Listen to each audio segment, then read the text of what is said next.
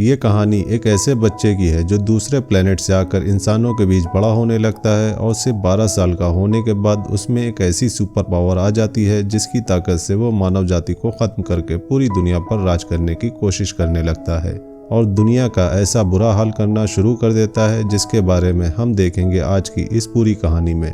तो कहानी की शुरुआत होती है ब्राइटबर्न नाम की एक जगह से, जहाँ एक घर में हम एक कपल को देखते हैं जिनके नाम होते हैं काइल और टोरी। ये दोनों अपनी ज़िंदगी बहुत खुशी से बिता रहे होते हैं और उनकी शादी हुए काफ़ी साल हो चुके थे, पर उनके पास अभी तक कोई भी अपना बच्चा नहीं था। लेकिन एक रात उन्हें एक आवाज़ सुनाई देती है और उन्हें एक झटका महसूस होता है। फिर वो देखते हैं कि घर के सामने कोई चीज़ आकर गिरी है और उसमें से रेड कलर की लाइट निकल रही है।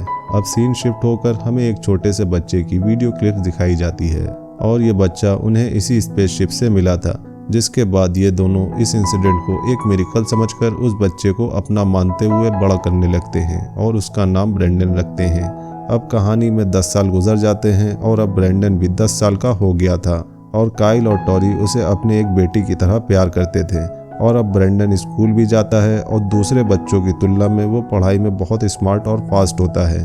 टीचर उससे जो भी क्वेश्चन करते हैं वो बहुत ही अच्छी तरीके से उसका आंसर देता है। फिर एक रात जब ब्रेंडन सो रहा होता है तो उसकी माँ टोरी अपने कमरे में आकर पेंटिंग करने लगती है और तभी वो स्पेसशिप जिसको उन्होंने एक घर में लॉक करके रख दिया था उससे अचानक रेड कलर की रोशनी निकलने लगती है और वहीं अपने कमरे में ब्रेंडन अजीब तरह से हिले लगता है। फिर वो अचानक उठकर खिड़की के पास जाकर वहाँ से कूद जाता है। तभी टोरी आवाज़ सुनकर बाहर आकर चेक करती है तो उसे वहाँ पर कुछ नहीं मिलता, तो वो अंदर जाने लगती है। तभी उसके पीछे से अचानक कोई चीज़ तेज़ी से जाते हुए उसे महसूस होती है, तो वो घूम के उस चीज़ को ढूंढने लगती है और उसे लग रहा था कि ब्रेंडन शायद कोई शरारत कर रहा है। फिर वो उसे ढूंढते ढूंढते आगे जाने लगती है और जाकर देखती है कि ब्रेंडन उस दरवाजे को खोलने की कोशिश कर रहा है जहाँ पर वो स्पेसशिप लॉक है। तो वो घबरा जाती है और उसके पास जाकर उसे रोकती है। तभी ब्रेंडन होश में आ जाता है और फिर टोरी उसे शांत करती है और उसे लग रहा था कि ब्रेंडन शायद नींद में चलते हुए यहाँ आ गया था, जिसके बाद वो ब्रेंडन को वापस ले जाकर सुला देती है। अब अगले दिन काइल और ब्रेंडन एक फर्नीचर को ठीक कर रहे होते हैं। तभी काइल ब्रेंडन से कहता है कि मुझे कुछ ज़रूरी काम है, तो मेरे आने तक तुम मशीन से सारी घास काट देना। फिर काइल के जाने के बाद ब्रेंडन घास काटने वाली मशीन को स्टार्ट करने लगता है, लेकिन वो स्टार्ट नहीं हो रही थी।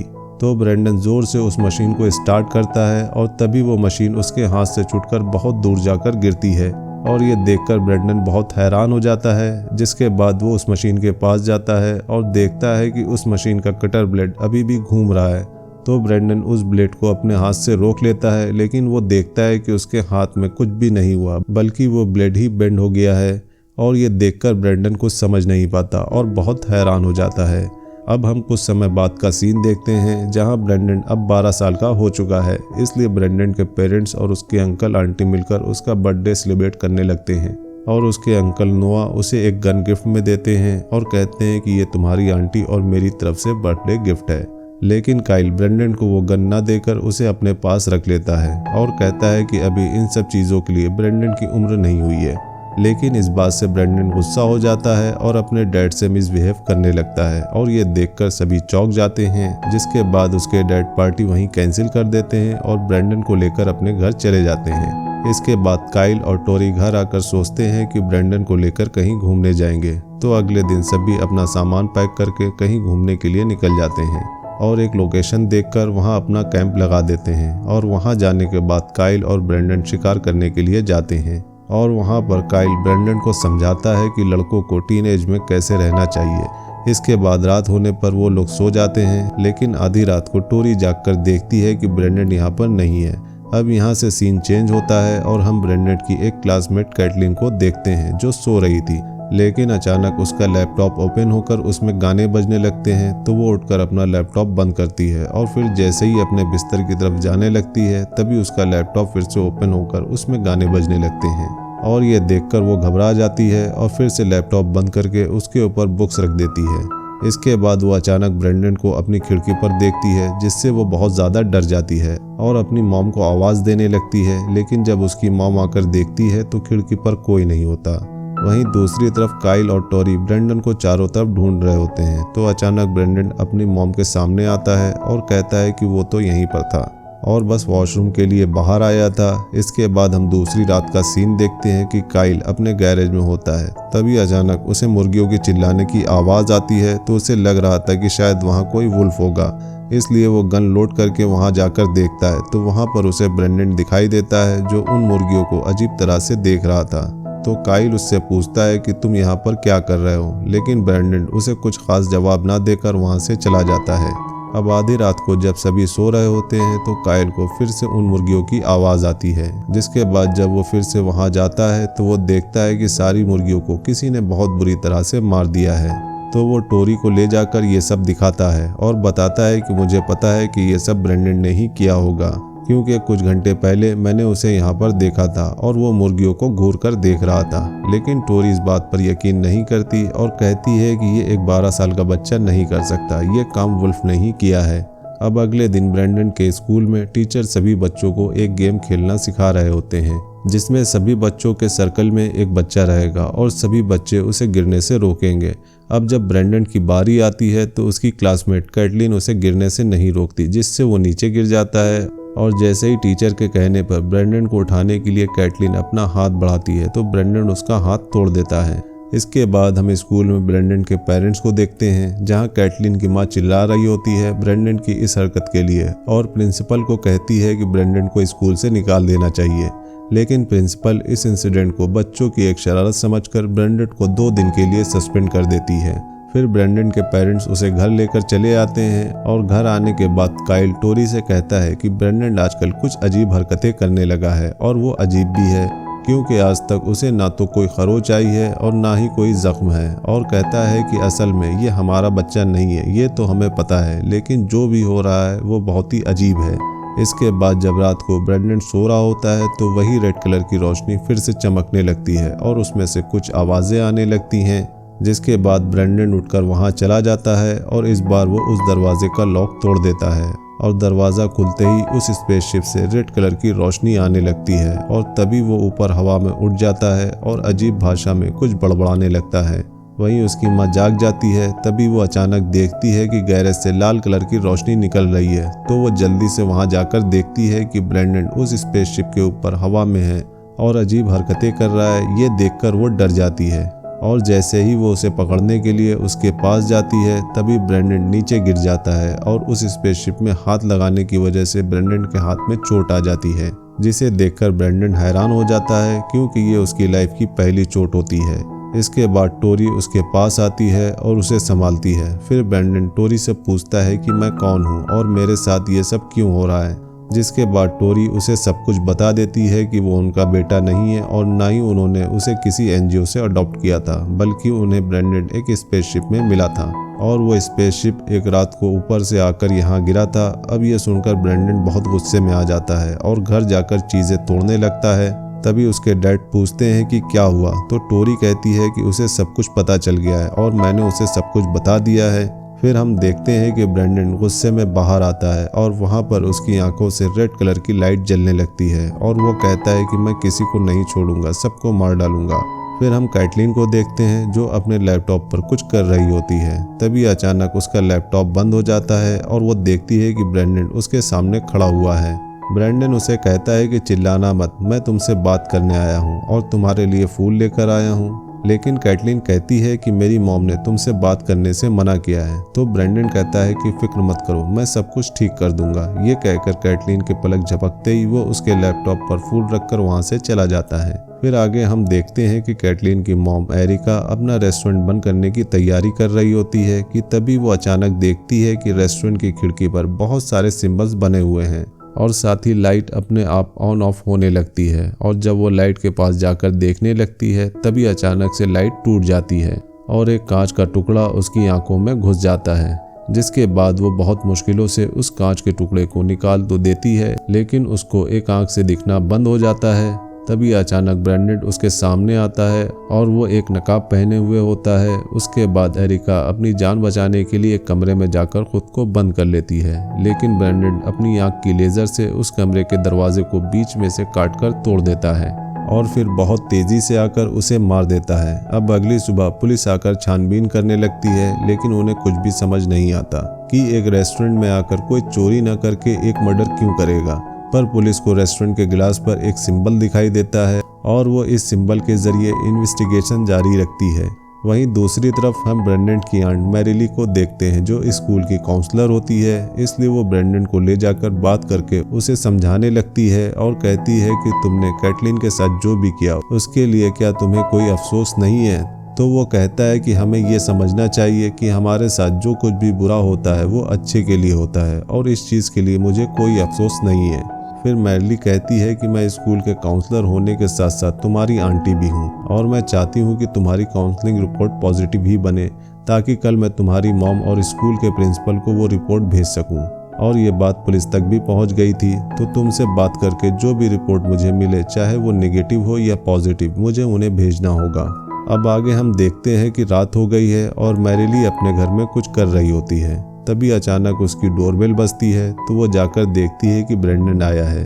तो वो उससे पूछती है कि तुम इतनी रात को यहाँ पर क्यों आए हो। तो ब्रेंडन कहता है कि मुझे आपसे कुछ बात करनी थी, इसीलिए मुझे अभी आना पड़ा। मैं ये कहना चाहता हूँ कि आपने जो रिपोर्ट मेरे बारे में बनाई है, जो आप कल पुलिस और मेरे पेरेंट्स को बताने वाली हो, वो आप मत बताओ। ये हम सबके लिए अच्छा होगा और आपके लिए भी। लेकिन मैरिली कहती है कि मुझे पता है कि क्या अच्छा है और क्या बुरा है, ये तुम्हें मुझे समझाना नहीं चाहिए। मुझे तुमसे जो रिपोर्ट मिली है वो कल मैं ज़रूर भेज दूंगी और अब तुम्हें यहाँ से चले जाना चाहिए। ये कहकर वो दरवाज़ा बंद करके सोने के लिए चली जाती है। लेकिन ब्रेंडन एक बार फिर से घर के अंदर घुस जाता है और वहीं मैरिली का पति नोआ भी कहीं बाहर से आकर बाथरूम में जाकर ब्रश करने लगता है।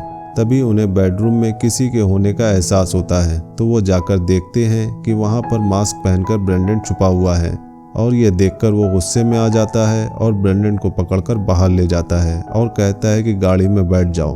लेकिन ब्रेंडन गाड़ी में बैठने से मना कर देता है, तो नोआ उसे ज़बरदस्ती गाड़ी में बैठाने जाता है और तभी ब्रेंडन को गुस्सा आ जाता है और उसकी आंखों से रोशनी निकलने लगती है, जिससे नोआ दूर जाकर गिरता है। इसके बाद वो किसी तरह से उठकर इन सब के बारे में ब्रेंडन के पेरेंट्स को बताने के लिए गाड़ी लेकर जाने लगता है। लेकिन कुछ दूर आगे जाने के बाद रास्ते में उसकी गाड़ी ख़राब हो जाती है और तभी वो देखता है कि ब्रेंडन गाड़ी के सामने हवा में उड़ रहा है। लेकिन ये देखकर उसे अपनी आंखों पर यकीन नहीं होता है, तो वो दोबारा देखता है और तभी ब्रेंडन वहाँ से गायब हो जाता है और अब अचानक उसकी गाड़ी हवा में ऊपर उठने लगती है और ब्रेंडन गाड़ी को बहुत ऊपर ले जाकर छोड़ देता है, जिससे नोआ का पूरा जबड़ा स्टीयरिंग पर लगने की वजह से कट जाता है। फिर नोआ के मरने से पहले ब्रेंडन उसके सामने आकर अपना मास्क उतारता है और नोआ का खून लेकर सड़क पर वही सिंबल बना देता है जो एरिका को मारते समय बनाया था, और फिर नोआ की वहीं पर मौत हो जाती है। वहीं दूसरी तरफ ब्रेंडन के पेरेंट्स घर में परेशान थे कि इतनी रात हो चुकी है और उनका बेटा अभी तक स्कूल से नहीं लौटा, इसलिए वो चारों तरफ फ़ोन करके उसके बारे में पता लगाने लगते हैं। तभी ब्रेंडन घर पहुंचता है तो उसके पेरेंट्स परेशान होकर उसके पास जाते हैं और कहते हैं कि तुम अब तक कहाँ थे।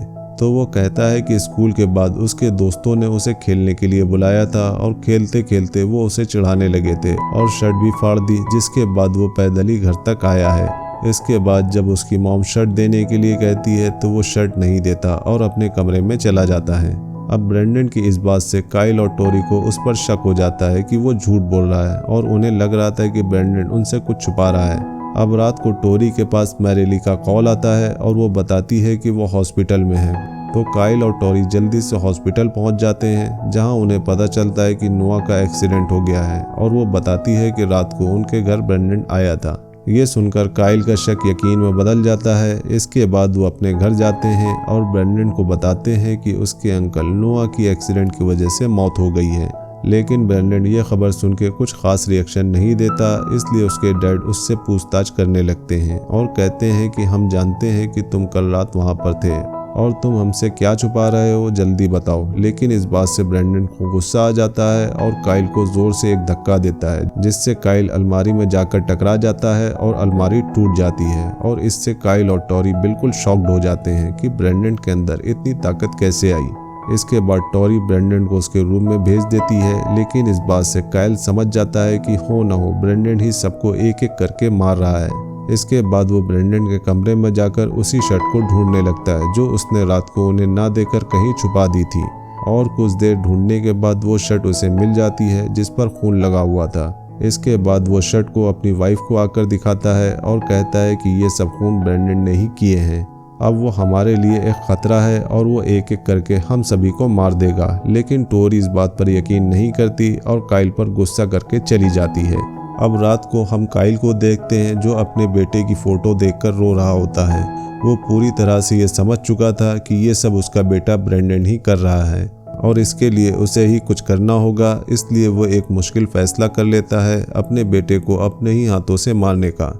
इसके बाद वो अपनी वाइफ के पास जाकर कहता है कि कल वो ब्रेंडन को लेकर दोनों एक वीकेंड पर जा रहे हैं। तो टोरी भी मान जाती है। फिर अगली सुबह जब ब्रेंडन अपने पिता के साथ वीकेंड पर चला जाता है तो उनके जाने के बाद उनके घर पर एक पुलिस वाला आता है जो मर्डर हुए लोगों की पहले से ही इन्वेस्टिगेशन कर रहा था और वो आकर टोरी से ब्रेंडन के बारे में पूछता है।